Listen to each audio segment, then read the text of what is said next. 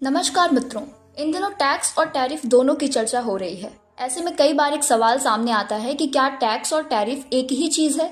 इसका जवाब है बिल्कुल नहीं, क्योंकि दोनों के बीच काफी अंतर होता है। जब भी सरकारी पॉलिसी, बजट या व्यापार की बात होती है तो दो शब्द बार बार सुनने को मिलते हैं, वो है टैक्स और टैरिफ। हम इसे बहुत आसान भाषा में समझेंगे। सबसे पहले बात करते हैं टैक्स की। टैक्स यानी कर, जो सरकार लोगों और कंपनियों से लेती है ताकि वो देश की जरूरी सुविधाओं जैसे स्कूल, हॉस्पिटल और सड़क जैसे कामों के लिए फंड इकट्ठा कर सके। टैक्स देश के अंदर लागू होता है और सभी नागरिकों पर किसी न किसी तरह इसका प्रभाव पड़ता है। टैक्स के कुछ प्रकार होते हैं, जैसे इनकम टैक्स जो आपकी कमाई पर लगता है, अब चाहे आप नौकरी करते हो या बिजनेस। सेल्स टैक्स, जब आप कोई सामान खरीदते हैं उस पर ये टैक्स लगता है। प्रॉपर्टी टैक्स, घर या जमीन पर लगने वाला टैक्स।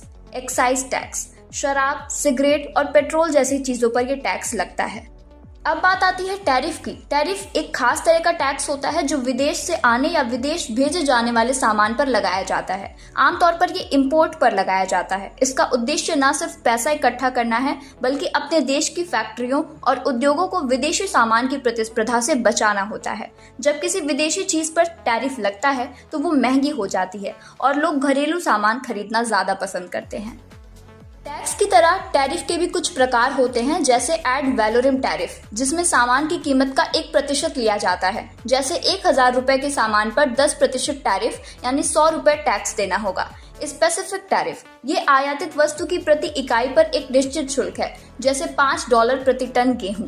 प्रोटेक्टिव टैरिफ, घरेलू उत्पादकों को विदेशी प्रतियोगिता से बचाने के लिए। रेवेन्यू टैरिफ, जब सरकार का उद्देश्य सिर्फ राजस्व को बढ़ाना हो।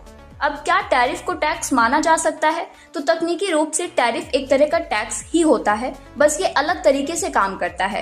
टैक्स देश के अंदर लोगों और बिजनेस पर लगाया जाता है, वहीं टैरिफ केवल उन वस्तुओं पर लगता है जो देश की सीमा पार करते हैं।